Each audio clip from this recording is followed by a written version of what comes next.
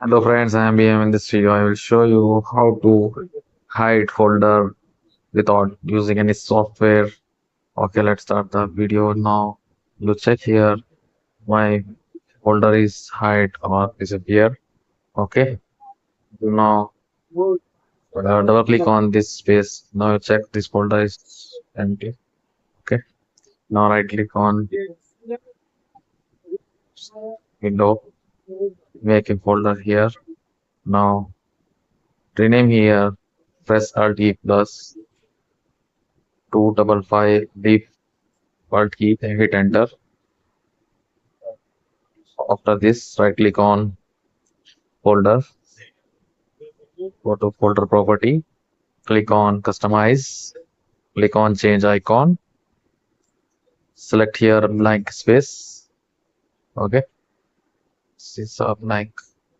Click on OK, click on apply, click on OK. Now you see our folder is hide or disappear without using any software. Okay, thank you for watching me. See you on next video.